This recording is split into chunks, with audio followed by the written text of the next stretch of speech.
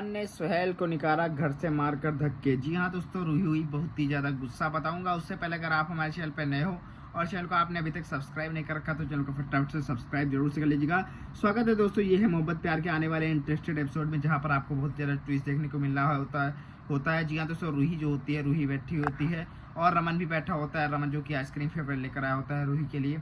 तो वहाँ पर दोस्तों ईस्ता क्या करती है, बाप बेटी को मिलाने के लिए थोड़ा सा मिर्च डाल देती है सांभर में, और वहाँ पर दोस्तों सांभर दे देती है रमन को रेस्ट करने के लिए। रमन कहता है मैं चाय पी रहा हूँ और मैं ऐसे अभी सांभर कैसे खा सकता हूँ। तो वहाँ पर ईस्ता कहने लगती है तुम्हें आपको सांभर खाना ही होगा और मैंने आपके लिए बनाया, टेस्ट करके देखिए कैसा बना हुआ है। तो वहाँ पर रमन कहने लगता है ठीक है आप रख दो और मैं अभी खा के टेस्ट करके बता दूंगा। और उसमें 1.5 चम्मच मिर्च डाल देती है ईस्ता जो कि, और जब ही रमन अपने मुँह में डालने लगता है सांभर तो उसको बहुत ज़्यादा कड़वा लग जाता है और उसको बहुत ही तेज़ से खांसी आने लगती है। रूही सामने ही बैठी होती है।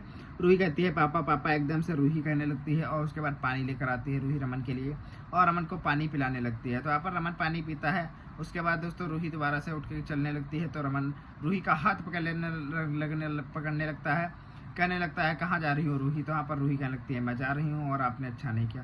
तो वहाँ पर रमन सॉरी बोलने लगता है, कहने लगता है मैं तुम्हारा बाप हूँ और मैंने जो कुछ किया हो सकता है मैंने गलत किया हो, बट मैं तुम्हें बहुत मानता हूँ और मैं तुम्हें बहुत प्यार करता हूँ, इसी वजह से मैंने वो किया है। और हो सकता है अगर मैं गलत हूँ लेकिन तुम्हारी फिक्र है, इसी वजह से मैंने सब किया है। तो रूही भी वहीं पर खुश हो जाती है। रूही कहती है कोई बात नहीं पापा, जो कुछ आपने किया है हो सकता है मेरी भलाई के लिए क्या हो, और कोई बात नहीं। फिर दोनों दो कहने लगती है रूही आप पापा ये आइसक्रीम खाइए, और आइसक्रीम अपने पापा को हाथों से खिलाने लगती है, यानी कि रमन भल्ला को आइसक्रीम खिलाने लगती है रूही और कहती है आइसक्रीम खाइए पापा। और वहाँ पर कहने लगता है रमन भल्ला कहने लगता है मैंने तो आइसक्रीम बहुत खिला ली, अब तुम्हारी फेवरेट आइसक्रीम लेके आया था, अब तुम भी थोड़ी सी खा लो। वहाँ पर रमन भल्ला अपने हाथों से दोस्तों रूही को आइसक्रीम खिलाने लगता है और दोनों में प्यार एक बार हुआ था। ईस्ता और वहाँ पर दादी जी झाँक कर देख रहे होते हैं दूर से। ईस्ता भी झाँक कर देख रही होती है। ईस्ता बहुत ही ज़्यादा खुश होती है क्योंकि वह बेटी में दोबारा से मेल हो चुका था। ईस्ता कहती है आखिर ये दोनों मिल ही गए और दोनों एक ही खून है और एक ही रहेंगे चाहे कुछ भी हो जाए। तो वहाँ पर ईस्ता और वहाँ पर दादी सास भी उनकी खुश होती हैं। रूही और रमन में फिर से एक बार मेल हो जाता है।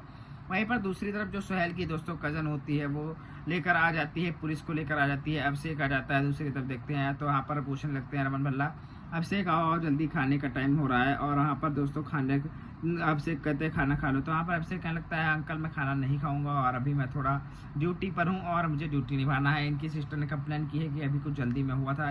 वो रमन से पूछने लगते हैं तो रमन कहने लगता है हाँ जल्दी में हुआ था और मैंने जो है ईस्ता को का मतलब मैंने सुहेल को मारा था क्योंकि सुहेल रूही के रूम में घुस आया था।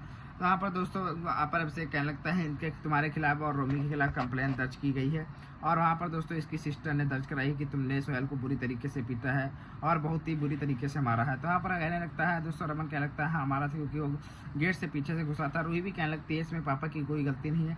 तो वहाँ पर जो सुहेल की कज़न होती है वह रूही को देखती है और कहती है रूही तुम यहाँ पर कैसे और तुम कैसे आ गई यहाँ पे। तो वहाँ पर रूही कहने लगती है मेरे पापा हैं एक्चुअली ये। और तो वहाँ पर सुहेल कहने लगती है रूही कहने लगती है कज़न सुहेल की कहने लगती है तुम तो मिलने गई थी। तो वहाँ पर रमन भल्ला को भी बात पता चल जाती है। ये कहने लगता है रमन तुम रूही मिलने गई थी सुहेल से, इतना मेरे बना करने के बावजूद भी मिलने गई थी।